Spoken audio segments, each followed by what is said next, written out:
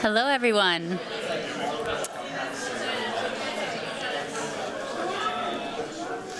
Welcome, welcome, welcome. Good evening to everybody. Welcome to our viewers, those of you in the audience here with us, and also to those of you online.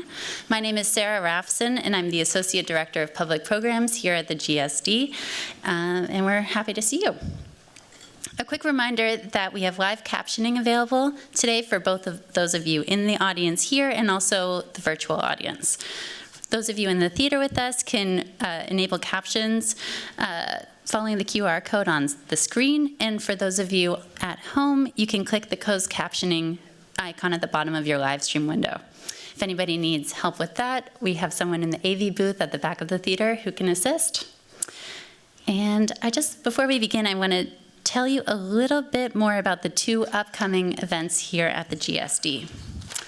On Thursday, September 25th, the Kenzo Tange visiting critic Yishun Liu will examine how architecture practice can engage with time through reuse and reconfiguration of industrial fragments. And then this Friday, September 26th, the Homecast Conference brings together industry leaders, scholars, and practitioners for a day of discussions about the future of housing in a rapidly advancing technological sphere. For more information and to see more of our upcoming events, please visit the GSD's brand new website. It's beautiful. Tonight's event is supported by the Sylvester Baxter Lectureship Fund, which was established in 1936 to support lectures that share forward-thinking perspectives on town planning, landscape architecture, and the stewardship of open space. And without further ado, I'd like to welcome Gary Hildebrand, Chair of the Department of Landscape Architecture, to introduce tonight's speaker. Thank you.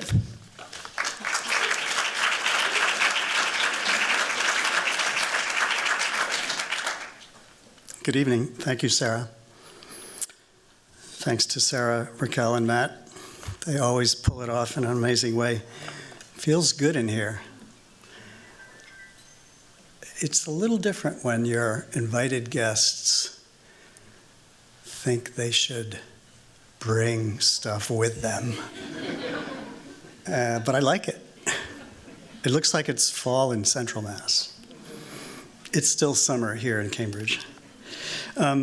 Welcome to our first public event for the semester for the Department of Landscape Architecture.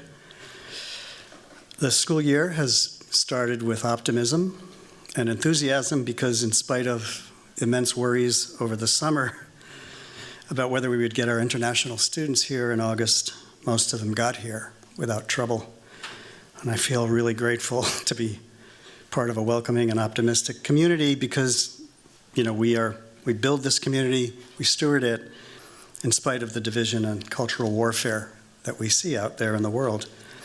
It's an incredible pleasure tonight to introduce Lauren and Stephen. It's great to see so many friends here and colleagues. I think at least 30 Stimson people, if I can quickly count. Stimson folk. Thank you for all coming. We're excited to share tonight in what I know is the immense pleasure and satisfaction that you both take and your fellow principals and colleagues take in the work and the culture of design. Some of you are aware of a famous trio of landscape architecture students in the 1930s, Garrett Ekbo, James Rose, and Daniel Urban Kiley. They stirred things up when they met in the Department of Landscape Architecture within the newly formed Graduate School of Design. The well-rehearsed and somewhat burnished narrative is simply that they didn't like the curriculum, they didn't like the faculty, they felt stranded and detached from the other disciplines in the school, and they felt that their teachers were ignoring the realities of modernity and modernization.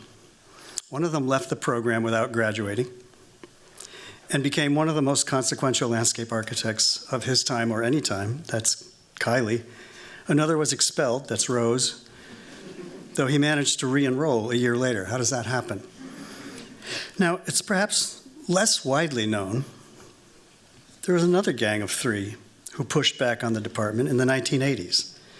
That was Julie Bargman, Anita Beresbaitia, and Stephen Stimson, class of 1987. Legendary. Here's the proof. Michael van Valkenburg, our former chair, and Charles Elliott, professor emeritus, who taught them, has told me that these three knew how to design. Stephen came with it from UMass, where he had great design teachers. Anita and Julie learned it and thrived in it. And they were thirsty for more and more rigorous theory and history. They held their teachers to higher standards.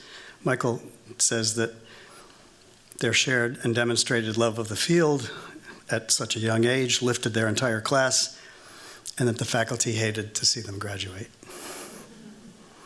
And then they had amazing careers. Julie, founder of Dirt Studio, remarkable designer, provocateur, teacher, and now 4 years ago, the first winner of the Oberländer Prize for landscape architecture. Anita, a singular fusion of designer, advisor to me, writer, teacher, design consultant, international juror, and critic. And then Stephen. This amazing firm, countless awards for really beautiful work, and 4 years ago, the ASLA Firm of the Year Award. This year, 3 ASLA awards. By the way, I think it's up to about 16 ASLA awards, if I count correctly, but about 60 BSLA recognitions. Don't even bother submitting. You know they're going to win every time. I know Anita is watching from afar tonight, but let's also give a shout out to Julie. Quite the trio. Stephen started the firm years ago, more than 2 decades ago, doing work that we all immediately paid attention to. It sort of looked familiar, but that's because of the quiet moves, clean lines, confident and inventive detail, emphatic yet measured use of plants and ecology, careful stonework, stirring drives and paths, all fused with a beautifully expressed embodiment of locality and rightness. This still happens. You still see this in the work 3 decades later, 2.5. But times have changed. Projects are more complex, the clients are more demanding, the realities of economics and accountability bring greater scrutiny. Lauren's influence is felt in very palpable ways. Getting back to the farm that has been in Stephen's family for 10 generations, 15 years ago, has, I think, been one of the big game changers. Charbrook, a lifelong project that connects designers to the land, serves as their home, studio, working environment, plant nursery, and the site of experimentation and open-minded inquiry. So when the name Stimson comes into my head, and it does a lot because I walk by and sometimes through a very beautiful project of theirs, twice every day. It's in the neighborhood. And I'm always thinking about design intent there. I told Matt tonight, I thought it was really well executed. But when the name Stimson comes into my head, I think about firm culture. That's why there are 30 of them here. I and my partners and colleagues and our coach surely think about firm culture a lot. How are we doing as a community? What's our collective character? What is it that we share? And are we curious enough? And are we caring enough? Stimson has unmistakably unique culture. You feel it in the work, but they also project it out there in the world. You see it in the photos with kids, the Kubota tractors and the mud boots, the planting and paving experiments, deep connections with those who build the work, the presence of plants and guitars and pets, reminders of Rome, very funky portraits on the website with watering cans, rocks, and Felcos, Lauren's watercolors, Stephen's and Eddie's and Glenn's hand sketches, retreats and big dinners at Charbrook. On Instagram, you hear music. I kind of think it's Phoebe Bridger, but it turns out to be Lauren Stimson. This all translates directly to the work. Some wildness has crept in. It's a bit shaggier. Strong sense of the agrarian, always pure joy in the work. And I think we'll all get a share of this tonight. Please, a warm welcome for Lauren and Stephen.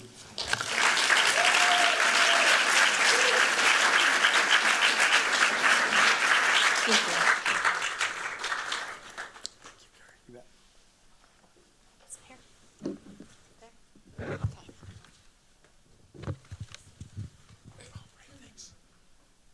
Hello.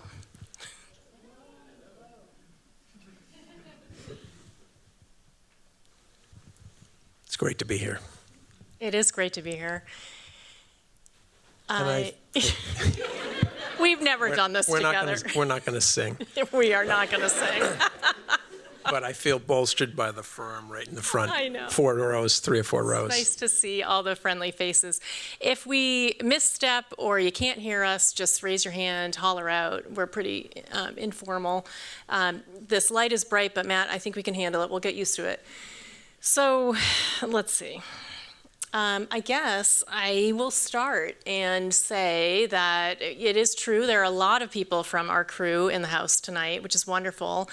For those of you who don't know who we are and what we do, we are a firm of about 40 people, and we've got studios in Cambridge here. We've got an urban studio with about 25 people. We've got a rural studio in central Massachusetts, about an hour west of here. With about 15 people. We have a small crew in Brooklyn, New York, and a couple outliers, upstate New York and Philly. But this is the crew. We try to get back together as much as we can for retreats throughout the year. And we have, well, up until just a few months ago, we had 5 principals in the studio, but Eddie Marshall just retired. So now we have 4 principals, and Steve and I are partners. And we actually have Richard Johnson here, who is a principal emeritus. He came up from Cape Cod, which is amazing. Surprised us. And I think maybe what we want to say is this is really what Stimson is. These are the people that Stimson has been. It's almost 200 people since 1992, since he founded the firm. I joined the firm in 2006, and it's grown, and we're kind of at our comfort zone right now, I'd say. 35 to 40 people feels pretty good. And we just want to be able to say thank you to the folks that have worked with us over the years. I see people who are unexpectedly here, which is so wonderful. We don't feel like we could ever do this alone. It's very much a collective. And the work that you're going to see today is from our perspective. I think that's maybe the thing to say. We are not the only voice in the firm, and there's a lot of independent thought. And so just a disclaimer, these are our thoughts. Even your thoughts versus my thoughts. Go ahead. We wanted to just give you a little bit of a personal background. I think Gary did a great job already, but just to maybe elaborate, my earliest days were on the farm. I grew up on a dairy farm in Central Mass, 1743, 10th generation, and life was about work. It was probably more work than play, but it was a way to be connected to the land.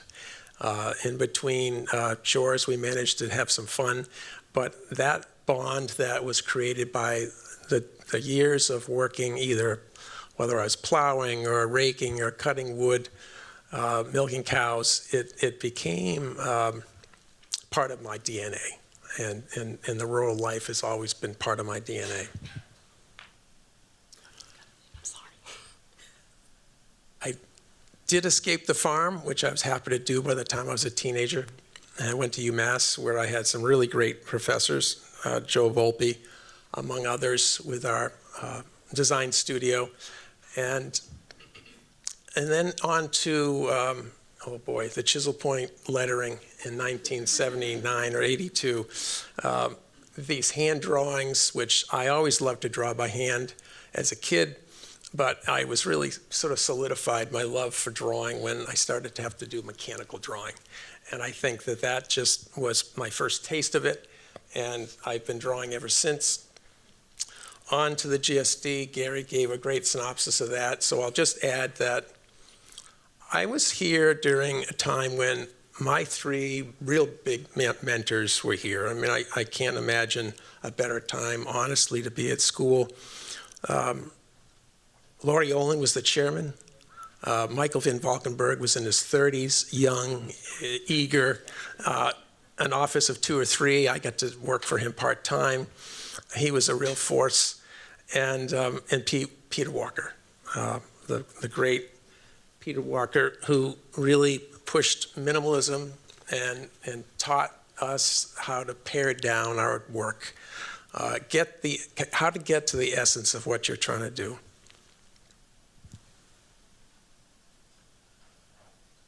So, after 3 years at the GSD, somehow we came up with an idea, a couple of classmates of mine, Tom Bunker and Dan Celine.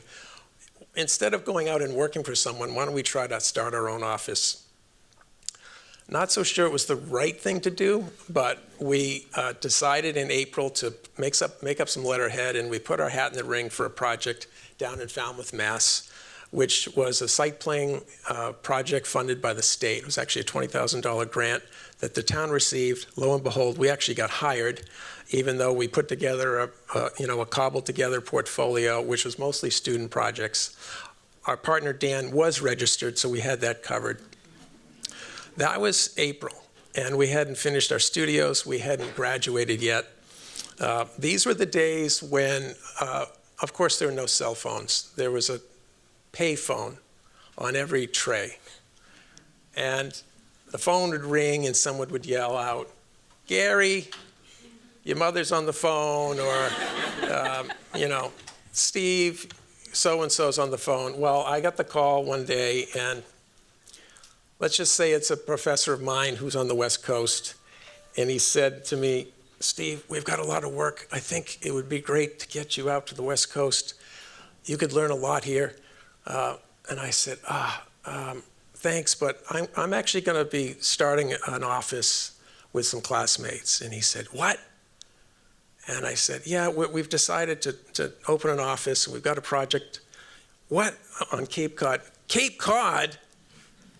"Steve, there are two places people go to die, Aspen and Cape Cod." Well, here I am. Cape Cod lasted 20 years. We had a lot of great work and a lot of great projects. And full circle, we ended up back in Princeton. But the one thing that I want to just emphasize a little bit is how important drawing has been to me. And I think that I can't say enough about it. I don't want to take too many slides, but over the course of my life, it has been a really important part of my foundation as a designer. Whether I'm in a landscape painting, observing, I think you can learn by drawing and painting and not by taking a photograph. Try to be loose, try to be gestural. As a design tool, studying options in more refined drawings, just the idea of trying to share what a space might look like with a client, organizing thoughts, but quick studies, more detailed studies. It's always been something that has been really important to us and the firm.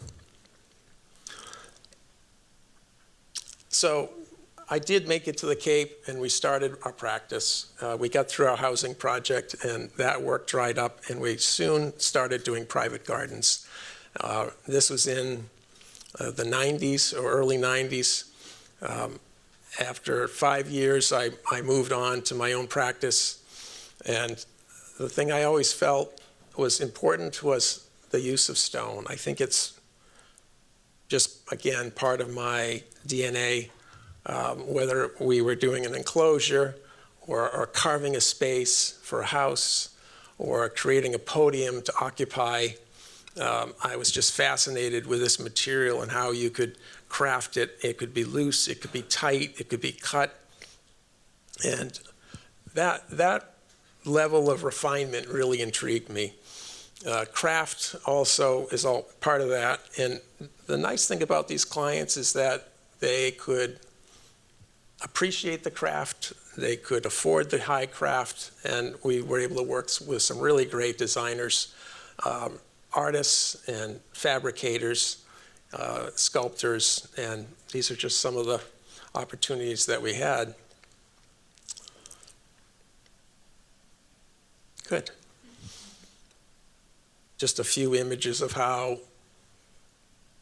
I think about design. Is it restraint? I think Lauren thinks it's tight.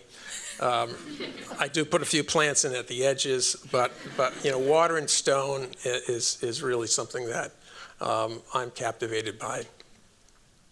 Landform, of course, is the least expensive way to create a space.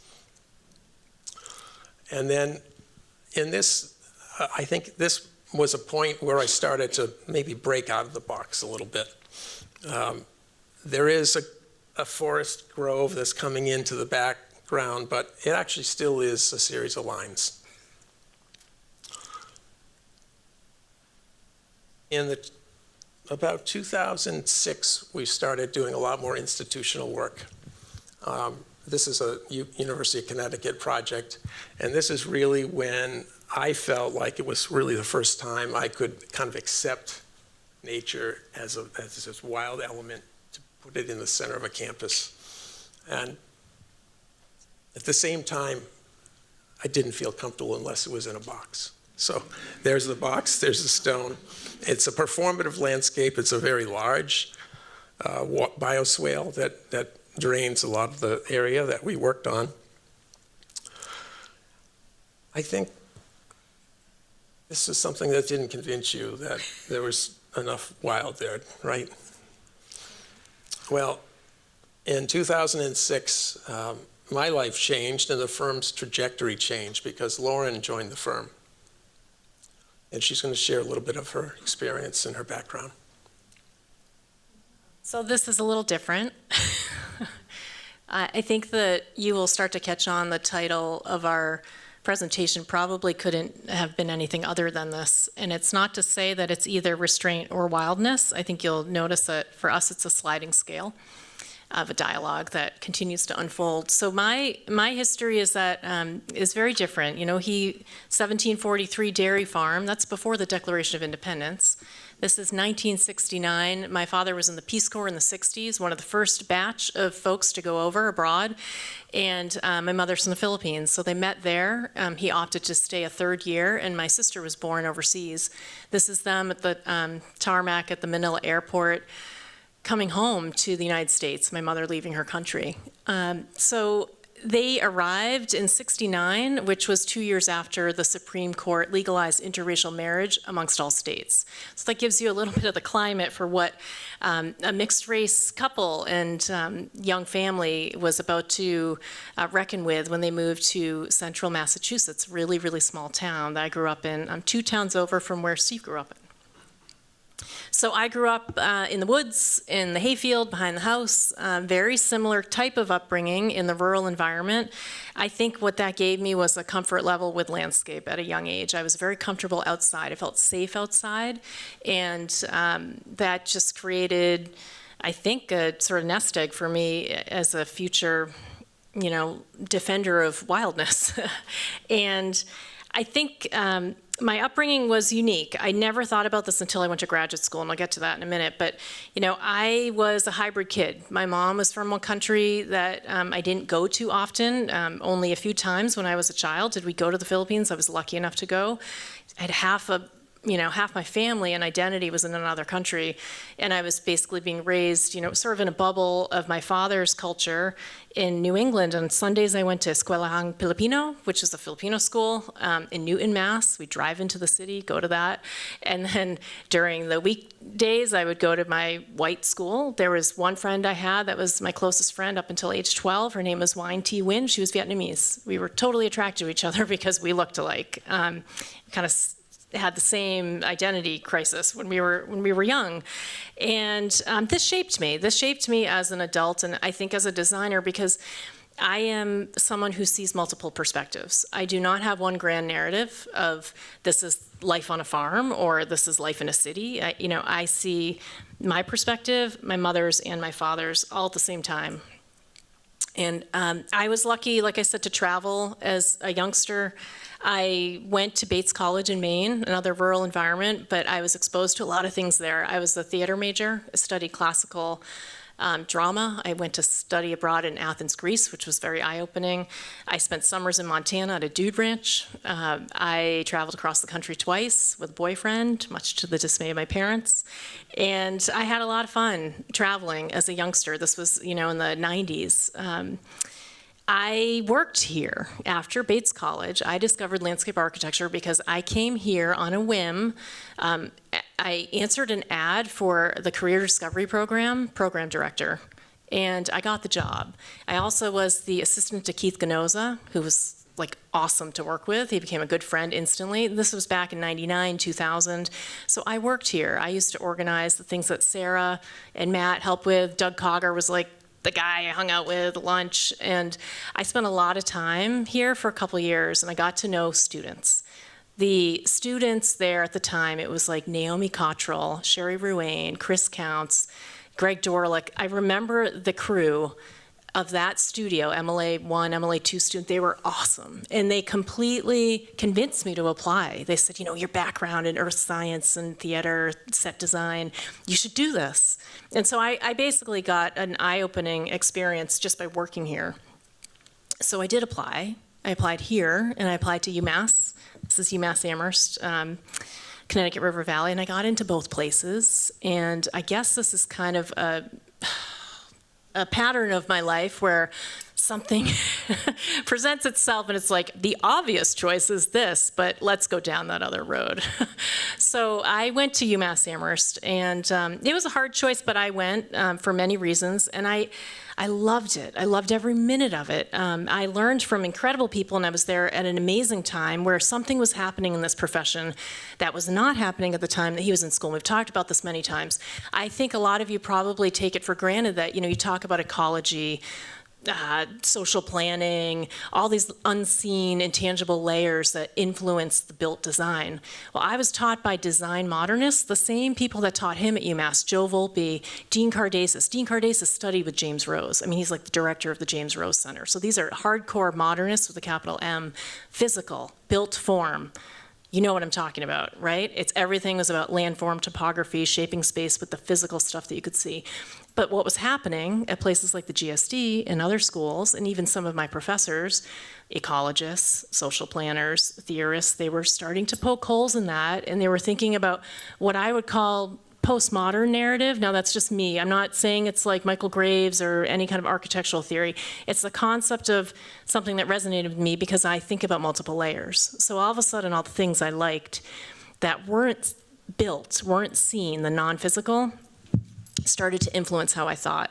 So my thesis ended up something like this, a bunch of kind of weird diagrams that weren't really about shaping space. It was about trying to understand what is the gut context of this place. And then the actual drawings, I mean, I had, Joe Volpe was pulling his hair out. He was like, this is not, I don't understand, where's the form? And, you know, why do you have Henry Best in quotes, you know, defining stuff underneath your cross sections? So, you know, lo and behold, I ended up at Stephen Stimson Associates Landscape Architects in 2006. And it was a very nurturing group when I joined. This was probably the first drawing that I did, and I think you scratched your head and you were like, oh, all right. It was talking about a site in historic Deerfield museum project with Ann Beha. She got into it. And it inspired this whole level of thinking about this oxbow that was invisible. Nobody had noticed there was an oxbow on the site. And these were my first drawings, just experimenting with it.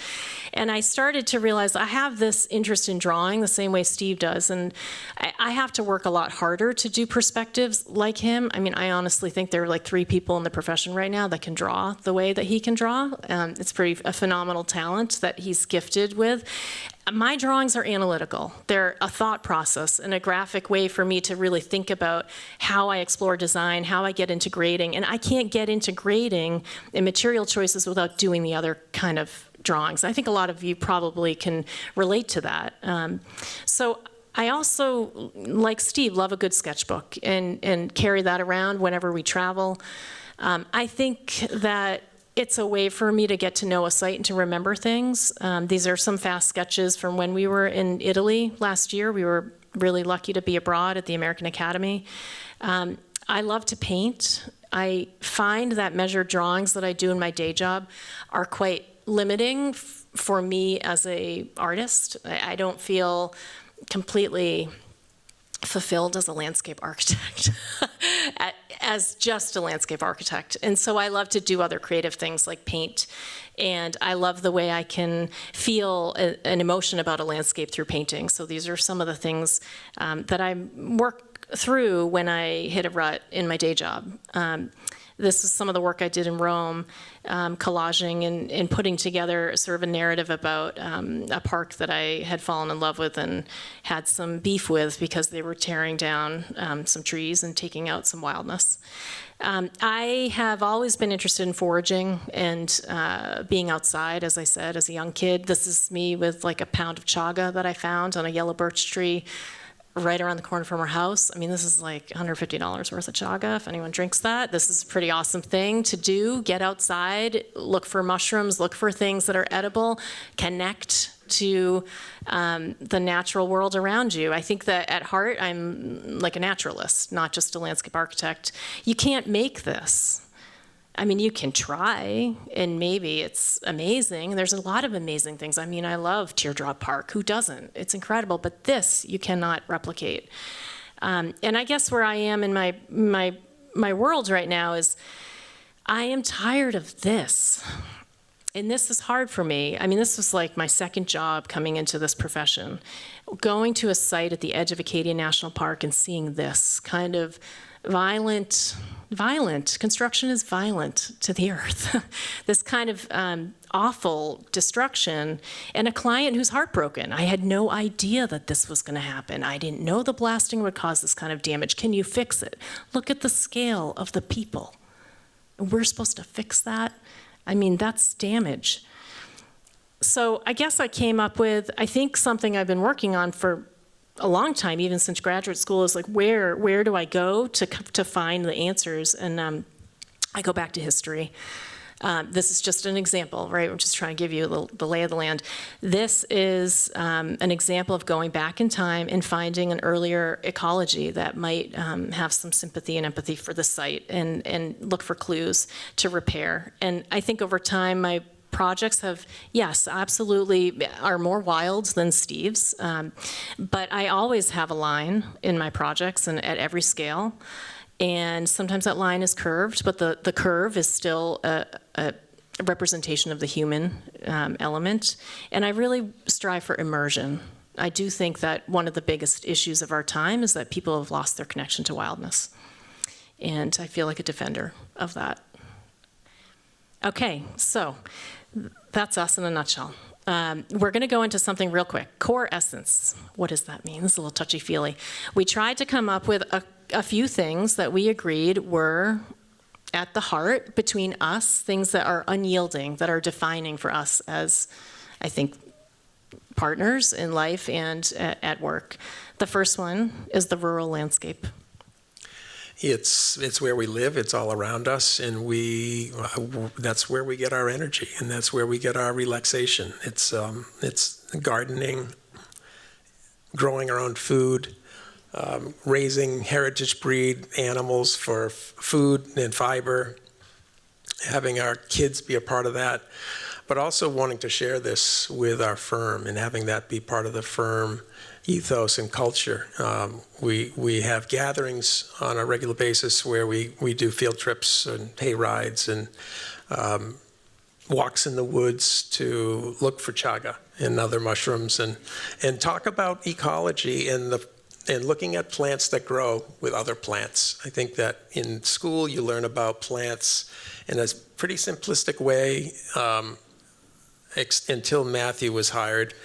And now there's a real, I mean, when I learned it was like learning plant by plant by plant. And now it's about the environment and the microclimate and the plants associated with each other. And I think that that's what we like to share on our site walks. We have a lot of people in the office that actually haven't had much planting design or identification. So it's an important part of our field trips.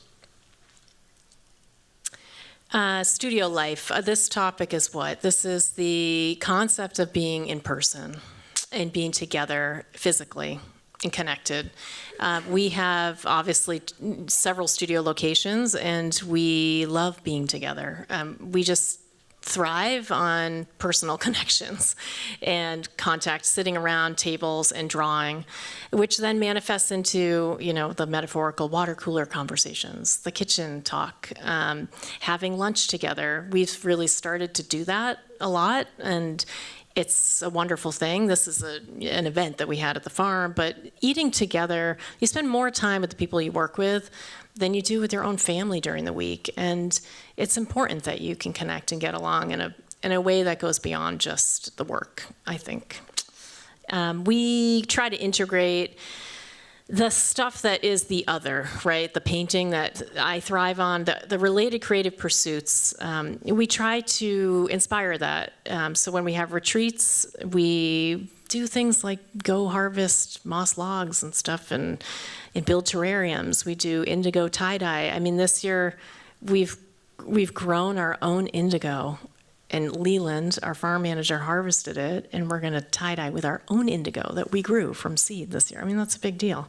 A few years ago, we made CBD gummies from the plants that Garrett harvested, And I think kind of the big hurrah moment for us was, after COVID, which was quite difficult for us to be away from each other, we closed the office down for 5 days, and we said, screw this, we're going to go to Haystack together. Haystack happened to be, it's a school in Maine, a school for crafts, and we closed the office and brought everyone there and brought everyone back together. And we thought we were going to have this big retreat about the office and talking about the studio and the future of the studio and where we were at. We talked about the office. Not at all. Instead, we made things together, ceramics, woodworking, and metalsmithing. And it was incredible. We all wanted to quit our day jobs after that. It was very... Yeah, I mean, what's not to love being on the rugged Maine coast, having great food and swimming and being an artist for a week? It's kind of Very like inspiring. it was like the mini Rome Prize, right? Like everyone just takes a break from their day job and gets creative again. I think, let's see, this is the last one we came up with. Gary mentioned this, and it's true. There's only we. We have a very, I would say, symbiotic relationship with the contractors and the craftspeople that we work with. Not just the architects and the engineers, but we like to work alongside people. This is me with Stephen A. Roberts planting the design building rooftop. We'd never done this before, and neither had he, so why not do it together, plant lichen. And this is Garrett doing the same thing, working alongside Stephen's team.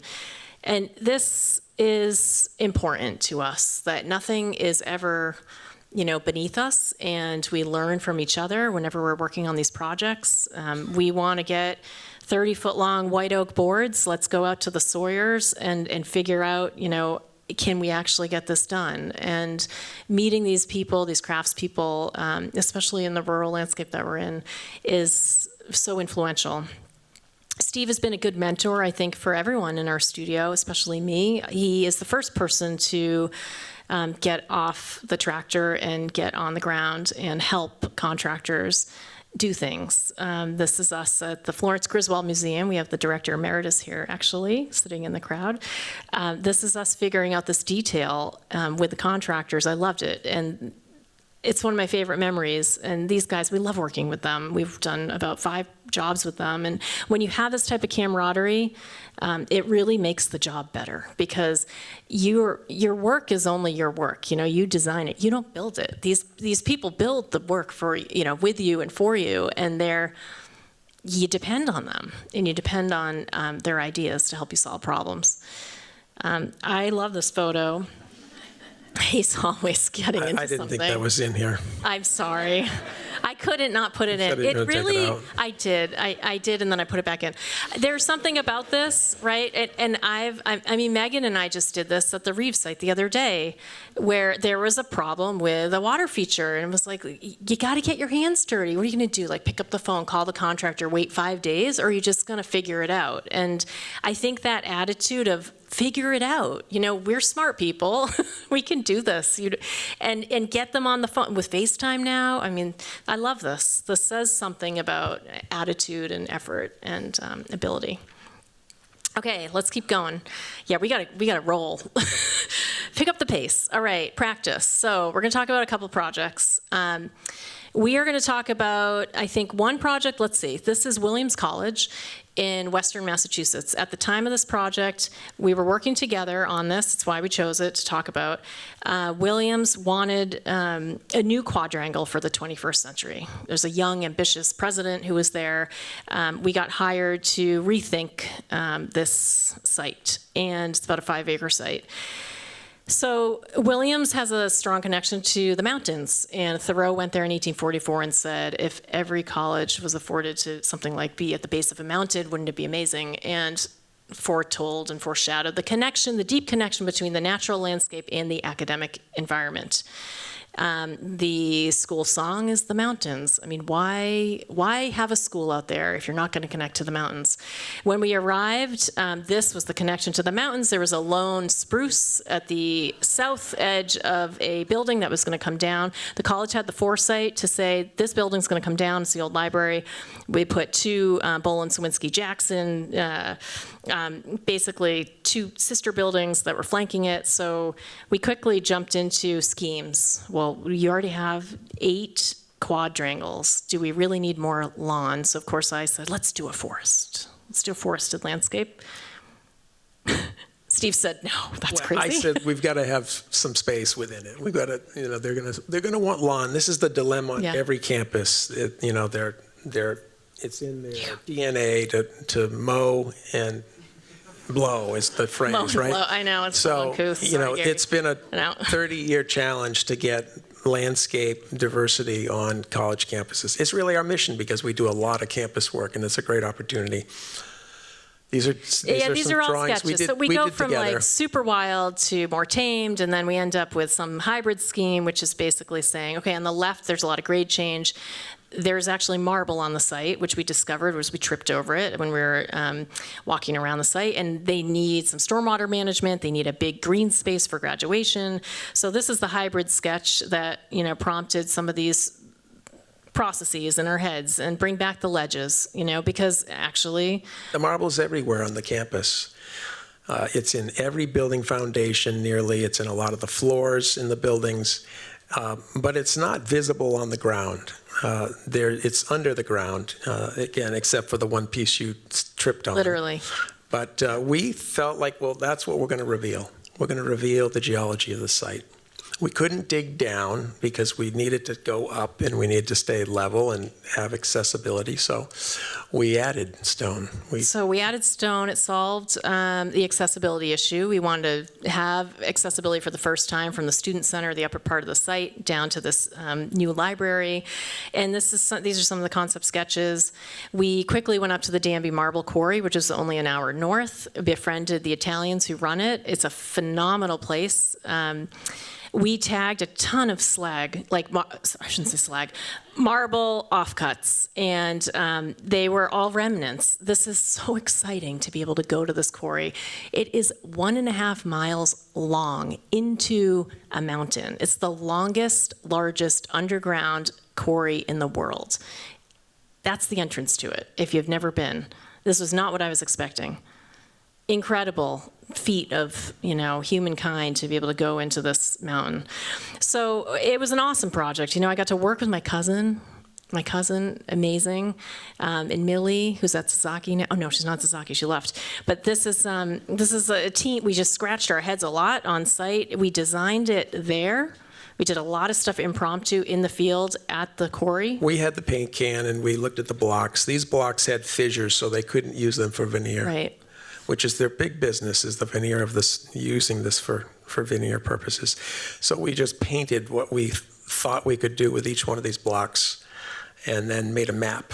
Then put it into construction documents. We're skipping all the construction documents. All right, back to the violent construction process. Lauren's favorite part. My favorite part. I so despise this part of construction. You get such a thrill out of it. This building had to come down. There was an abatement. I mean, there's a lot to deal with. I know, you love it. It's like change or something. I don't know. And then here we are. We're at the Student Center connecting back to the mountains. This was like year 2. And looking at this green space that it had created, lots of opportunity. This is how we work. We'll build models, but the models are not precious. So then we draw over them to figure out more. And this immersion, we're planting shagbark hickory, sassafras, things that would commonly be found as you would hike up to ledges nearby. I love this stone. They scratched their head. This is crazy. This thing's so heavyweight. We're never going to use this. It's going to die here on the site, up in Danby. I said, no, we got to bring it. We brought it down, and there it is. The graduation. So nice. They use it. These kinds of studies, we often go back and forth, drawing over each other. And, having fun with materials and trying to create something different, bring the mountain back into the heart of Williams, always bringing that level of craft, that he brings that to every project. I mean, we told the guys who were the contractors do a lot of DPW work, Maximilian, they do a lot of work for like the Massachusetts Turnpike. And we said, no, we want you to carve that block and insert that granite. And they were like, are you kidding me? And they did it, and they did it beautifully. They were so proud of it. It's so incredible, the craft. The stormwater story, of course, there's a tiny little crack there you can see between the blocks. All the water from the top of the site and the road nearby comes down into a 200-foot-long stormwater garden. Very controversial for Williams, very, very tough project for us. At a time when this was not being done in college campuses, and there was a breakdown between facilities and planners and the people taking care of the project. Learned so much about why everyone needs to be at the meetings. The people taking care of the sites need to be at the meetings. And, we're proud of it. It's a place for protest. It's a place for public art and passive gathering. It's a place for celebration. They have their commencement there now. All right, let's keep it moving. While we were working on that, we were in Texas. Yeah, this is a competition we won. Dirt Studio was on our team for the initial several phases of the project, and this brought us outside of our comfort zone geographically. We had some great partners, Rialto Studio. We ultimately teamed up with Arup to do a big piece of this that we'll share in a minute. It's 2 parcels, 200 acres on one side, 107 on the other, divided by 6 lanes, a creek on the east, in a neighborhood that really needs an urban park. Our concept was to develop 25% of it and to preserve 75% of it. You want to talk about He can't even talk about the concept. Yeah, now it's I your know. turn. He's like, he can't. I know. Concept time. Concept time. All right. This is Julie Bargman and I, right? This is, I love Julie. I studied her in my lit review in grad school. I mean, this was a joy for me to work with her. Cultivated Wild, this is what it comes down to. This is kind of it, right? So this old painting that we found of the missions in San Antonio, how much of it are we going to do in the park? And what's the tension that we're going to try to achieve? We love this. We visited all the missions as part of our research. And like Steve said, we came up with this concept of carving out distinct places for parking, picnic, play, and then everything else was preserved or enhanced. So 75% of the park was preserved, enhanced, restored, native landscape, and the rest small insertions, 25% of that program. What I love about this project is, most places you go and you got to figure it all out and you're designing from scratch. This was wild, and we were carving out of the wild, and that takes a different hat, and you have to have the foresight to say, no, we're going to save these trees, and the reason is because we want them to be traffic calming bollards, and we want to create something like this. And that's a different kind of design vision, which we loved. We worked with Lake Flato, incredible architects, doing an urban ecology center, 10,000 square foot lead building. Carving picnic areas. Do you want me to keep going? Keep going. Okay, keep going. This is Steve standing on an overlook. Again, everything is about that exploration of tension, right? This is the built, but this is this massive karst. This is our only limestone. way to see the creek on that east side because of the bluff. So we did this kind of diving board overlook. Over 8 miles of trails through mesquite, persimmon, cedar elm woodland. A 13-acre oak savanna restoration test plot, which was done as a community effort. The last piece of this 12-year project was the land bridge, which was conceived of early in the competition, but we knew it would be probably the last thing that we could build and afford. And this is about a 5-year, well, probably 6-year project, start to finish. We had 6 lanes to cross. We had a lot of wildlife in this park, and the creek is on the east side. A lot of the land is on the west, so we needed to create not only a way for pedestrians to cross, but for wildlife. There's so again, some design studies here. A little bit out of my comfort zone, excuse me, designing bridges. But I just went for it. And we had great design partners, amazing client, Phil Hardberger, the mayor.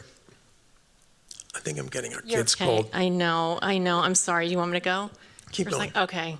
Yeah, this was a huge city bond effort. This was a $23 million project, and this was 12 years in the making. So the land bridge is basically the first of its kind in the United States, meaning that it's for people and for wildlife, which is what makes it very unique. It was done with Arup, as he said, with Rialto Studio. It's how wide across? 150 feet wide and almost 200. Yeah, about 200 feet long, and this was it with the girders going up during construction. You notice the concave shape that allows us to not only hold the soil and create a way over, but it also starts to screen the cars from below. The Oak Savanna restoration lifts up and goes over the bridge. That less than 1% of Texas native prairie land remains in the state of Texas. So this was thought of as a giant restoration project. One of the most beautiful sketches that I think we did. This is a planting plan that Steve did during construction documents. We're always drawing in every phase. So you can see at the top, we're dedicating 2/3 of the width to the wildlife and about 1/3 to pedestrians, with the different color walks and a footbridge that we call the canopy walk that comes through the trees, which again just frees up ground plane for habitat and wildlife. It was over a 20-acre disturbance to get this built, and this is after 3 years. To get accessibility up to it, we had this tree walk, which was another whole part. I mean, that in itself is its own project. And so it was multiple bridges in a way.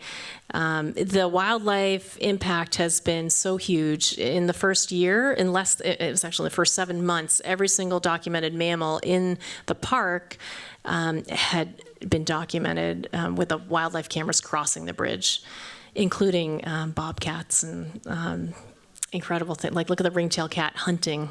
And there's a Where's Waldo moment, if you can see the deer here. This is 1 minute. The Conservancy made this. It's quite special.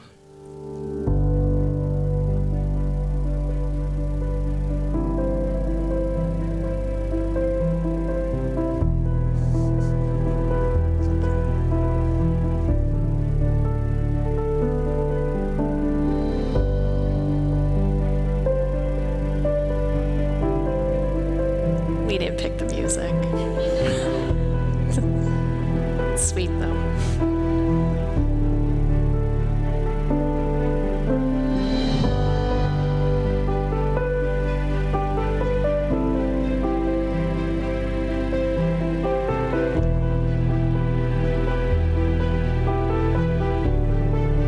The park sees about 1,000 visitors a day, which gives you understanding. San Antonio is the 7th largest city in the United States.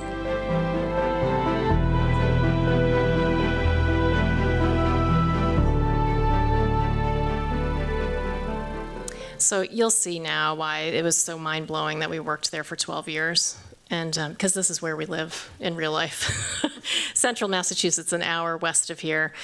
We started working on this project 15 years ago. You probably a little bit longer. I think you've been thinking about homesteading. Of course, when we started talking about building a home together in the town that he grew up in, 2 towns over from where I grew up, I started painting.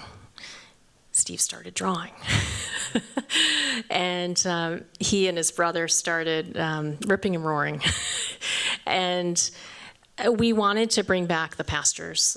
These are some of the early land clearing, restoration of fields and pastures. This is just the south facade of our house going up, and we were already planting the trees along the driveway and thinking about habitat and hedgerow restoration on the right side. We always did everything in the early days together, and that was very meaningful. For both of us, I think, feeling like you could build something by yourselves. And that thought of homesteading was very, very special. Buckwheat restoration as a cover crop, thinking about how to replenish the soil even before the house was built. We weren't even living there. This is the hedgerow that I'm talking about on the right-hand side of the driveway. We restored old farm walls as well, kept copses of birches for habitat. And this is pretty much what it looks like today. It's even more overgrown, but you can see on the right, Matt Langan loves this. Matt, on the right is me, and on the left is Steve. We kind of say this to our clients when they come and our friends. And you need both. I think that's the thing, is that we've realized that we like both together. The hedgerow has been one of the most important concepts. I mean, you studied them. You got the penny white, right, in school, and you went abroad, studied hedgerow and habitat. Richard Foreman was here as an ecologist when I was in school. Yeah, I learned a lot about hedges from him and my travel to England and France. And look at what we got, little fox pups out the kitchen window. Yeah, fox kits bedding down, and actually we see so much life in that hedgerow. We didn't do many drawings for Charbrook.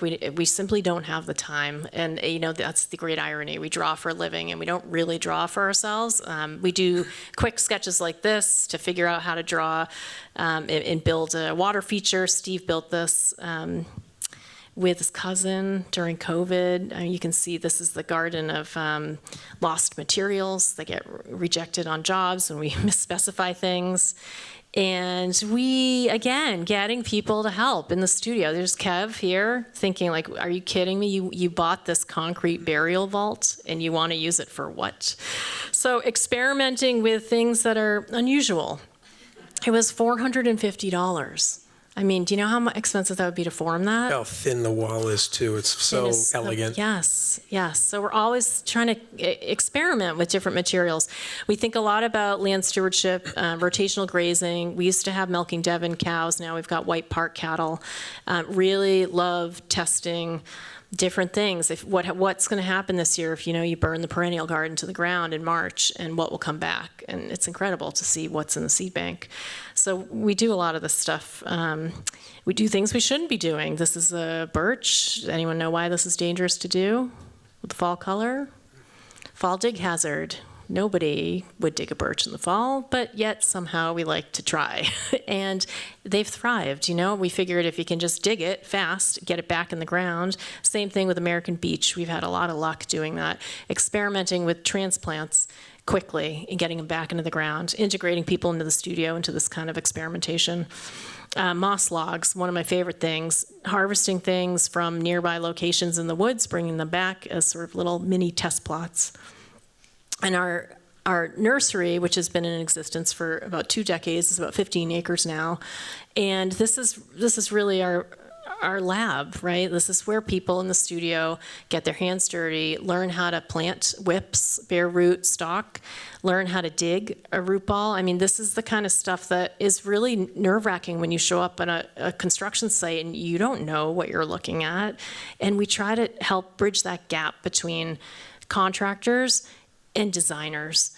And so people understand, what it takes to lace a root ball, why you need to take that wire basket off. And there's an art to this stuff. And it's a whole other part of our profession that I think is a bit of an us-them divide that we've been trying to break down. And we activate the farm. Yeah, the farm we activate the farm.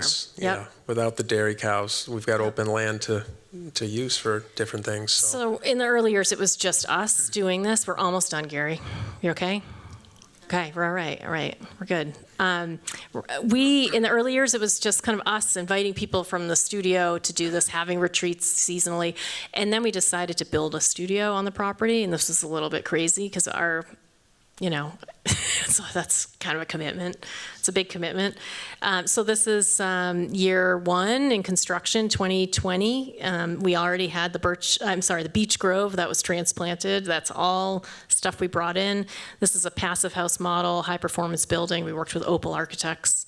This is it in year 2, pretty quickly.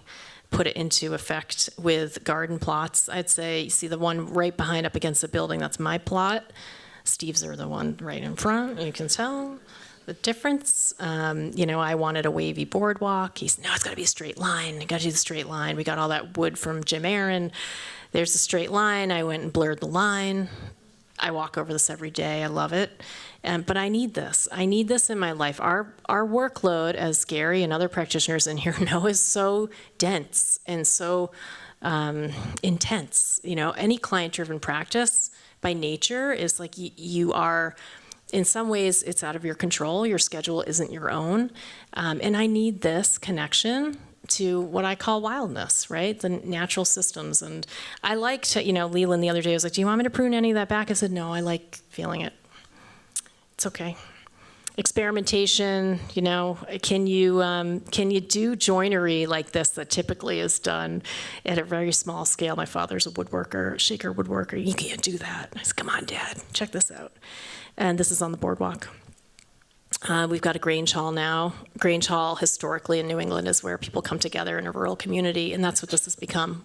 Pin-up space, charrette space, and we feel very grateful, right, to have built this and to have this. Our kids are part of this, and other people's kids are too, and it feels like the way I want to practice. It's the way he grew up, with his father walking to work across the driveway to the barn. The last thing we're going to end with is, so what does this mean for our practice? I feel like we're using the farm more and more for things that are quite unique. Giant 5-acre project at Amherst College right now we're working on with Herzog Demeron, a new student center. No lawn, tiny little piece of lawn up on the rooftop. Experimenting with things like, okay, how are we going to make this water story visible? Well, let's draw it, let's write a specification. No, let's actually test it. So Sonny and Megan and I went out with Jess. We harvested a bunch of moss rocks in the woods, got a bunch more people, figured out an area on the site to test this little swale.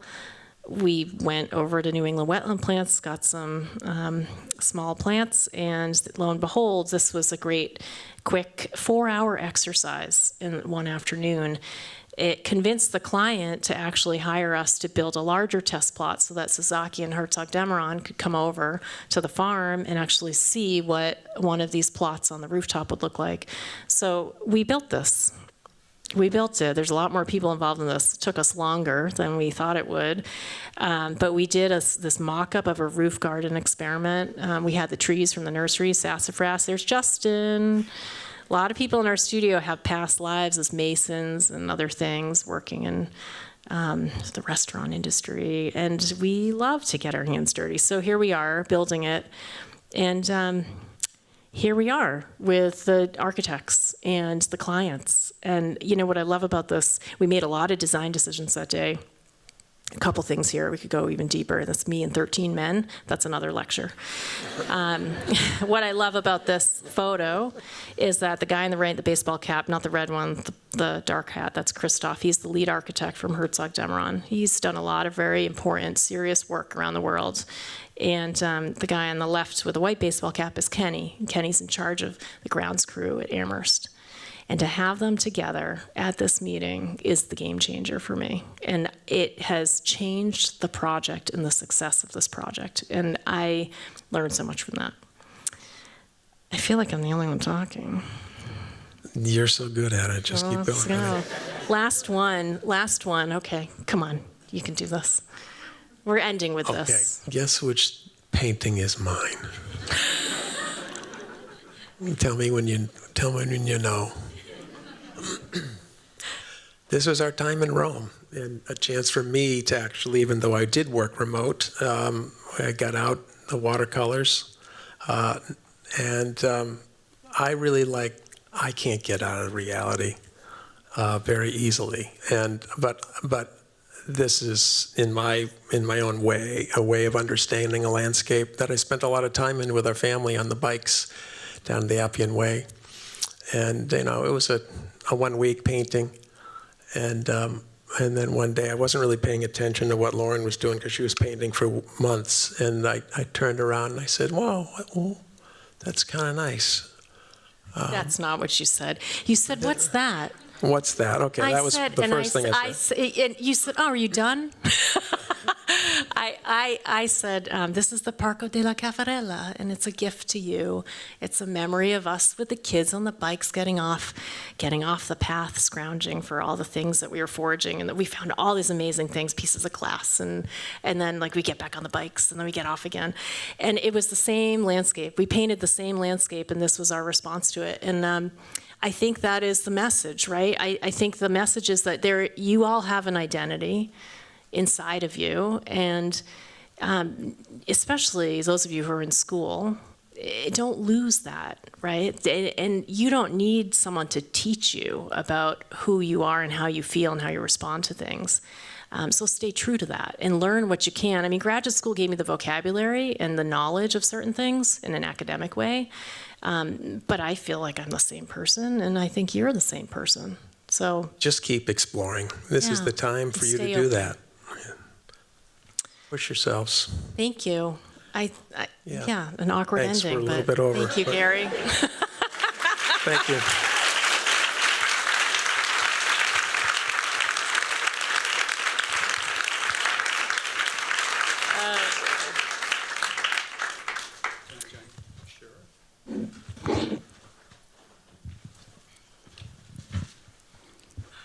I told Gary this would be like birthing our third child. We've never spoken together, and thank you for indulging us. I was going to say that you predicted this would go badly. It didn't. I think I'm in your spell. You know how to create a spell. Little right brain, left brain, Steve. And you feel trapped. Yes. I'm going to ask a nerdy question, and then I think there are people who want to ask questions in the audience, and we have not too much time. It's so interesting to me that you had the same design teachers, sort of a stretch of years apart, right? So Joe Volpe, amazing guy, Dean Cardasis, Jack Ahern. You studied with them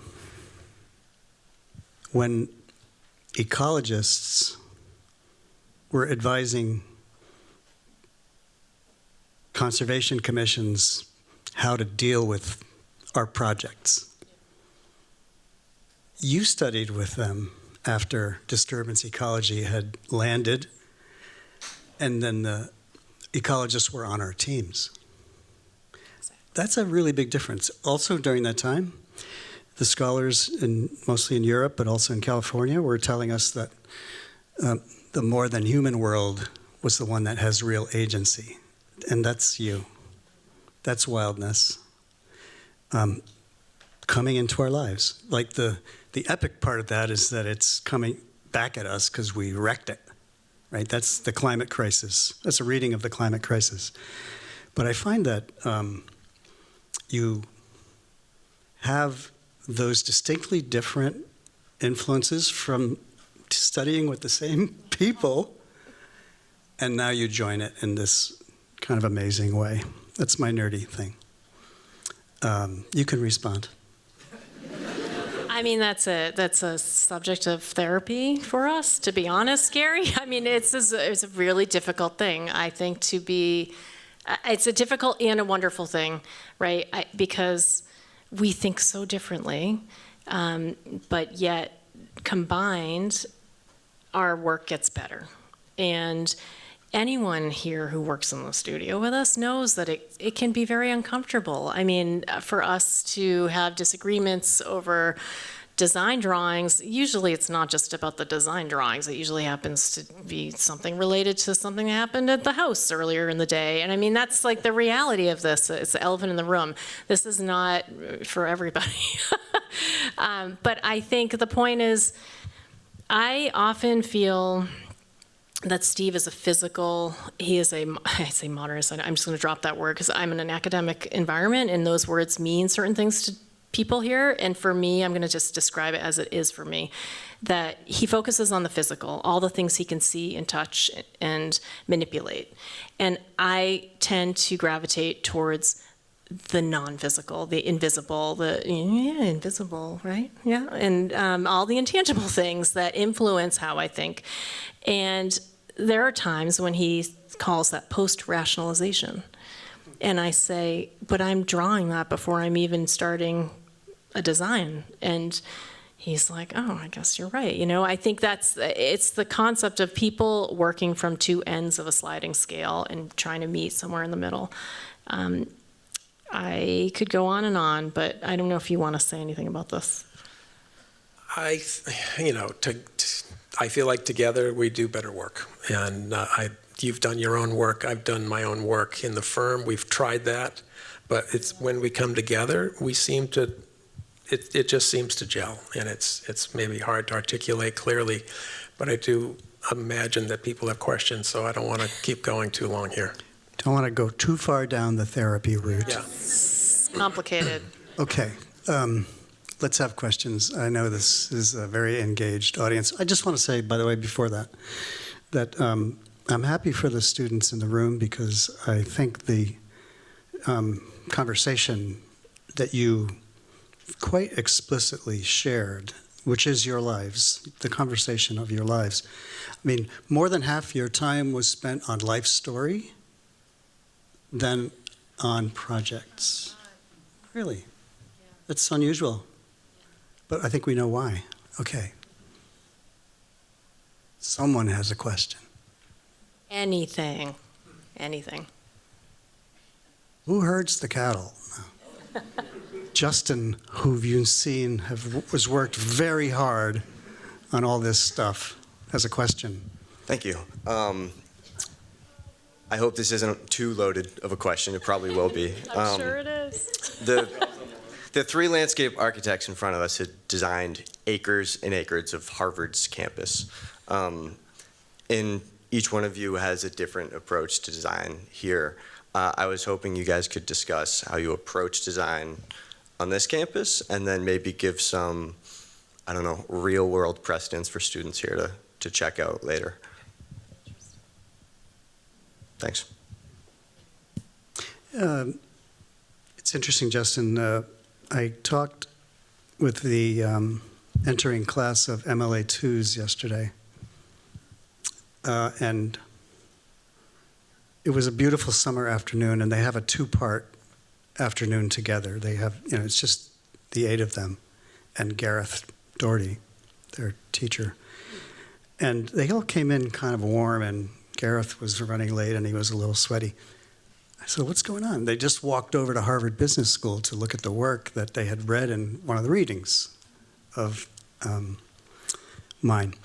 And so it's funny because I didn't really plan to talk about Harvard Business School, but we have now, I think, worked there for 17 years. And it is work we don't really publish. It's, we're probably on our 60th project there. And we have essentially overturned nearly everything on the McKim, Eden White, and Olmsted Brothers campus. And we've expanded the campus quite a lot. And we've made way for the future growing population in Alston, which is going to pass through the business school twice a day, cross the Weeks Bridge, and then come to Harvard Square or the Cambridge campus. It's extremely rewarding because it was really all about curating a relationship, but little by little making that campus, let's say, less of a sanctuary and more of a living landscape. So, fewer lawns, more drainage, things these guys are doing, that you're doing in your office. You've done beautiful work over there, Gary. we've been working on the design of the Science Center area in Holstein, and we actually designed it twice, and we got paid twice to do that. I don't know how that happened, but it went on a pause. Administration changed, and the project got scrapped and got redesigned. And Stefan Banish did the architecture. Huge building, as you know. Initially was going to be 4 buildings and ended up being one big arcing building. That project is all on structure. I consider that to be probably one of the most complex projects we've ever done because of the massive underground structure. And yet we needed to manage all of our water on the roof of a garage. And so we're 5 acres or so of water management, and at the same time raised 2.5 feet above the existing street level because of global warming and tidal rise. So that was a very, I think, for us, and it's different than some of the other Harvard projects, which are more, lawn and tree and solving problems and using materials that they want to see on the Harvard campus. I think that was one area on the campus where we had a little more flexibility. It's a very performative landscape. Probably 2/3 of it is performative and not even occupiable. A sculptural lawn and some paths. And I think it will be, I think over time it'll be a richer, it's a fairly immature landscape still in my mind. We were asked to plant trees that are, 2 to 2.5 inches, 3 inches max. So I'm just eager to see that grow. Justin, I don't know if that answers your question, like all of the combined, but I guess what I would say to you is I think Harvard is a really different type of animal because of the scale of the campus. And when we work on campuses, I feel like we like to be the campus landscape architect, and we are in many cases. But because of the scale of Harvard and because of all the different contexts and the way it's spread out and it jumps across the river, I feel like the Stimson work over the decades, which is, well over a dozen projects, is so contextual to each site. And it's not really about a system of an approach that you can layer across the entire campus that we do like at Bowdoin or, at Williams or at other places. And I also think because of the nature of the architects and the architects that are hired here, it's like herding cats, right? And you have all these different voices and different ideas. We love when the landscape can be the singular narrative and the thing that holds it all together. And Harvard doesn't necessarily, Gary, I don't know why I'm sitting here thinking I can say this in front of Gary, but you know it better than I do, but my feeling is that the work that we've done there and that you've done more than me is about responsiveness to individual site. And so I don't know if that's a good thing or a bad thing. I think it's great when you're there, when you're in the Science Center or you're over at Harvard Lisa. But the idea that we can use our craft and our profession to be more holistic, which would be very, I think, better as an attitude. But I don't know how to do that in a place that's so varied. So. I don't know. I have a footnote. I was part of the design review team for the project, as Stephen remembers well. And when it came back alive, we started to see this rather, I'll call it wild landscape. And Ned Friedman and I kept saying to the client, are you sure? Are you sure you can manage this landscape? And they committed to it, and it's really amazing. You might not know that our office and about a dozen of us went over there and weeded because we couldn't take any photographs. And honestly, this is the gap. This is the maintenance gap between facilities and design with these new landscapes that we're trying to bring to college campuses because we're tired of the lawn and tree, and I know you are, but the management of it is the major, major hurdle and challenge. Other questions, please?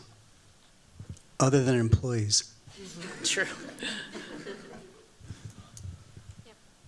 Hi.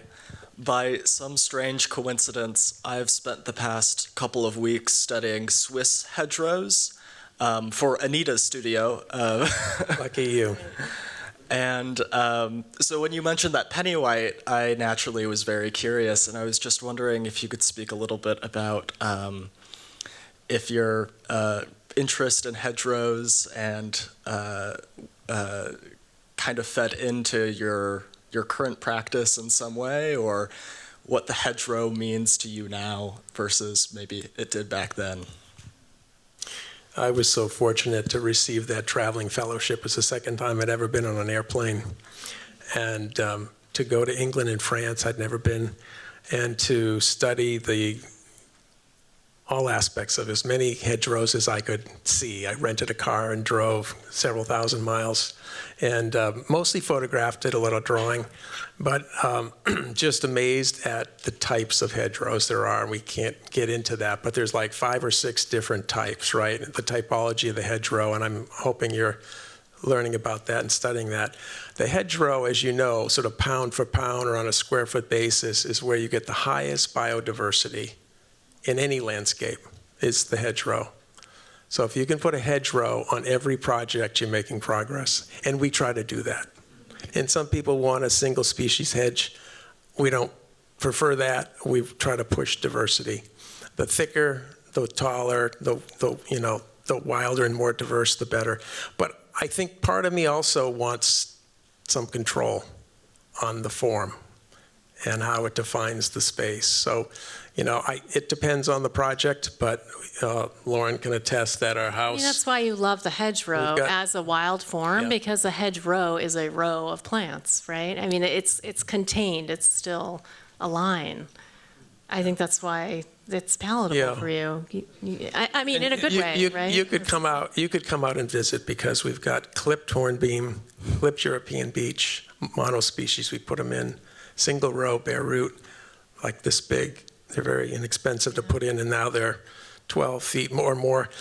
But the mixed hedgerow that Lauren showed you along that stone wall, that's where all the life is. That's where the birds, foxes, the porcupines, and the porcupine nursing we saw at the edge of the driveway. Have you ever seen a porcupine nurse? Yeah, it's it's incredible things that you see. You come and visit. Fairly challenging. Yeah. They stand up on their hind legs. It's amazing. The mothers. Ethan, I imagine some hedgerows in your future in Old City, Geneva. Other question? Jeremiah.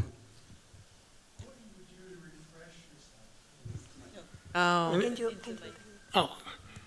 mean, the intensity of your practice is wonderful, but what do you do to refresh yourself? I mean, for me, I get outside and I go in the woods and I go mushroom hunting, or I go for a run. I don't run that much anymore. It's hard. I don't have time, but I paint. You know that, right? I try to paint. I haven't painted a lot since Rome. I mean, all that stuff I'm into. I go through a cyclical phase of, if it's not painting, it's sewing. If it's not sewing, it's knitting. It's seasonal for me. If it's not that, then it's gardening. I have to make things that are instant. I love to cook. Our jobs take 3, 4, 5, 12 years to build.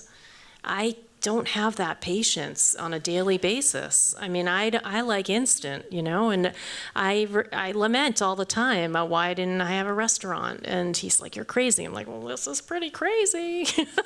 The kind of work we're doing, the architects we're working with, the demands, I mean, it is a lot of work. And so I love the stuff that I can be unmeasured with and spontaneous with. That gives me instant gratification. And he gets on the tractor. I get on the tractor.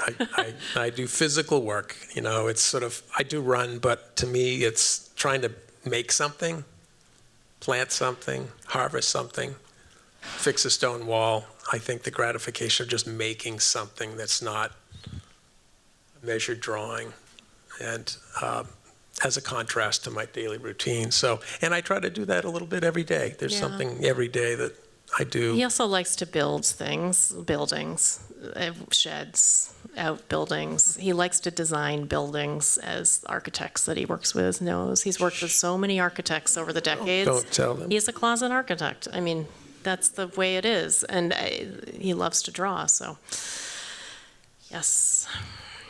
Jeremiah paints. Jeremiah paints. We learn a lot from Jeremiah. We have time for another question. Hi, thank you for the great talk. I was interested like what your experience has been pitching like these wild schemes to clients. I know like attitudes towards that are kind of changing, but have you ever gotten any pushback and how have you navigated those situations? Yeah, absolutely. I think one of the things, I didn't talk about at all, but one of the things I do on college campuses when I go into these meetings at the beginning, it's not like I'm always saying it's got to be wild. It's got, I don't even use that word often because it scares people off. But what I tend to do is research on what's the climate of mental health, anxiety, depression, all that stuff on these campuses. And we work on all of the, like here we are, we're here at Harvard. How is your mental health today? How are you feeling? It is really hard to be in this kind of grind in an academic institution where you are at the top. You're at the top of your game, you're expected to be at the top of your game. And so I love to do the research. How many students are feeling anxious, sad, depressed? What's the percentage of collective, what's the attitude of that collective mental wellness and health? And I present those stats to clients. And then I present the stats that, Cornell does all these great journal articles about why 10 to 20 minutes a day of being in a setting, a natural environment that is not lawn and tree, that is more than that, is so beneficial to rejuvenation and to clarity and to wellness. So I like to build the case. I feel like a lawyer and like a skim coder lawyer. Like I just get the bare minimum amount of information that you need to convince somebody that, they don't need more heritage trees and lawn. They need something else. Forest bathing, all that stuff. It's sort of a no-brainer. And I built the case building. And then we end up with some degree of wildness, restraint, wildness. A visit to the studio always helps. Oh, yes. To be honest, That's been we happening. talk about the wildlife that we see and that our plants support, and there's a lot of good information about that people are starting to appreciate. And this is a different time. We live in a different time when the landscape needs to have more agency, and I think it's happening. Thank you for sharing so much, for demonstrating that tension can be reconciled, that it might even be good at times, might not always. Thanks for sharing the work and for your stories. Thank you. Thank you all very much.